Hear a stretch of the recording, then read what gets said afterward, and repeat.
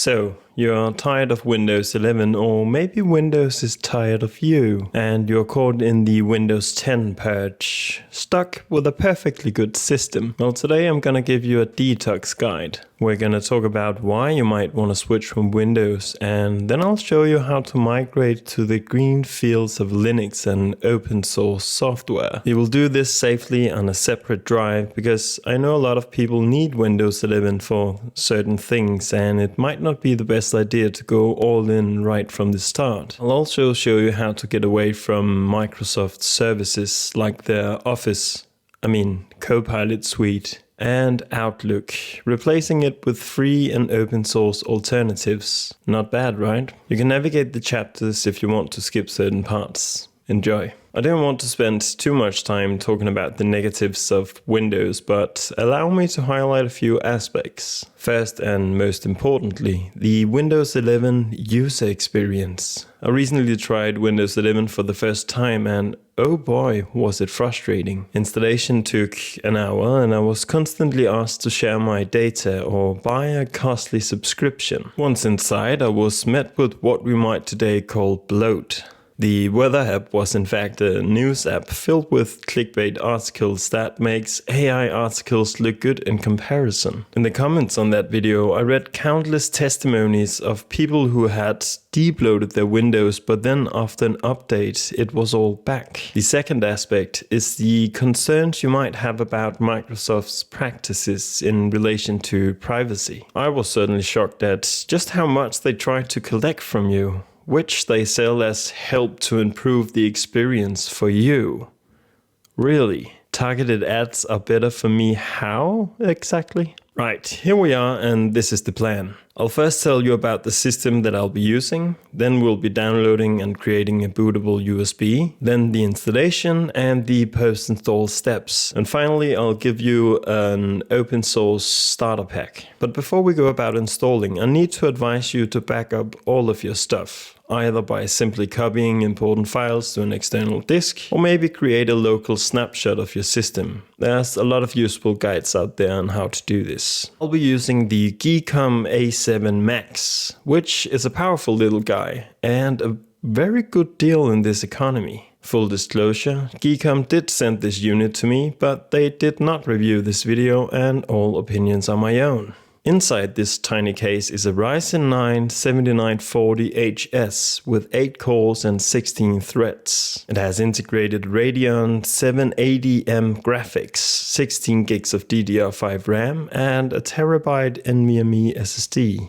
We'll talk more about it later, but let's get to the installation. So once you have everything you need, your PC, a USB stick and an external drive, our first step is to find a distro. A Linux distribution is the operating system built on the Linux kernel. I'll be using Linux Mint Cinnamon, which is probably the most popular distro for beginners, and for good reasons. It's very intuitive and easy to install. But don't be fooled, it's also a favorite among more experienced users. On the website, we click download, and then scroll down and click on one of these mirrors. Great. Next we need Rufus, which we'll use to get the ISO onto a USB. Search photos by simply describing them. OneDrive can now use AI to recognize faces, so you can easily find people in your photos.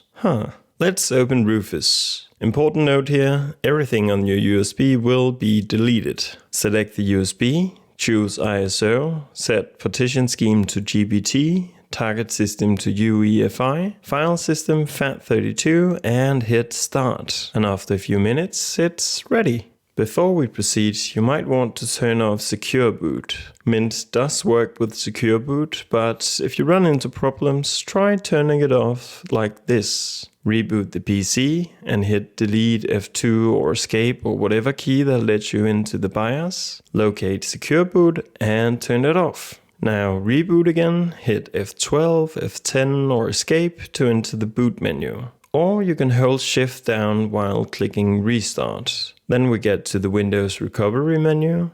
Click use the device and select the USB. Now we're in live mode, meaning that Mint is running on the USB. If you want, you can test things out, but we're gonna click install Linux Mint. This is the installer. Go through the steps and make sure you choose normal installation and enable third-party codecs. When it asks you to choose the installation type, click Erase Disk and install Linux Mint. Here you need to be absolutely certain that you have the external SSD selected. Let it install and hit Restart Now. Remove the USB and hit Enter. This is the grub, where you can choose to boot into Mint or Windows. Dual booting. Heck yeah. And now we are in. We're welcomed by this screen. Click First Steps and yeah, go through these first steps. Let's run the Update Manager and Driver Manager. Maybe also turn on the firewall as well as time shift for backups. In system settings, you can customize and manage your system. You can check out these videos if you want a guide on customization. You can actually do a lot. Here's the menu where you can see that there's already a few apps installed. Oh, and yeah, no ads. The file manager should feel quite familiar to you. As promised, I'll show you some great open source apps. First, to replace Microsoft Office, I recommend LibreOffice and OnlyOffice. LibreOffice is already installed, but I personally prefer OnlyOffice. Let's open the software manager, and it's in here you can find and download a wide selection of apps. This is OnlyOffice. I have a video on it if you're interested. For a browser, I like Zen.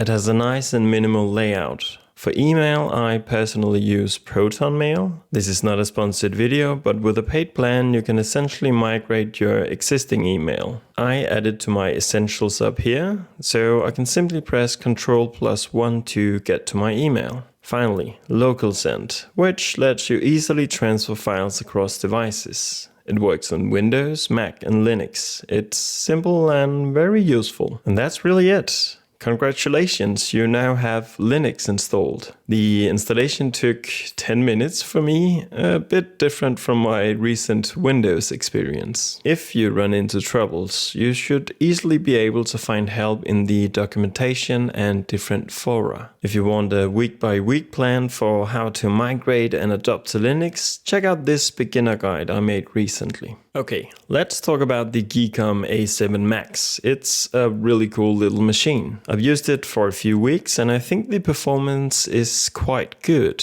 I've done quite a few hours of 1080p gaming on it and it ran absolutely fine. I've also used it for 4K editing as I'm trying to learn Kdenlive, although I'm not sure I like it. Kdenlive, that is. The system handles editing very well. Generally, I just think that mini PCs are really cool and this one is no exception. The design is clean and minimal and it has plenty of ports, which is nice, although a few more USB-Cs would have been nice. Because of the AMD hardware, it runs Linux distros with no problems at all.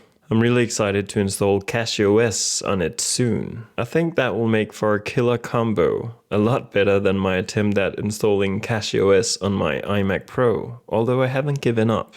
I'll still dual boot with Windows as I have a few projects coming up.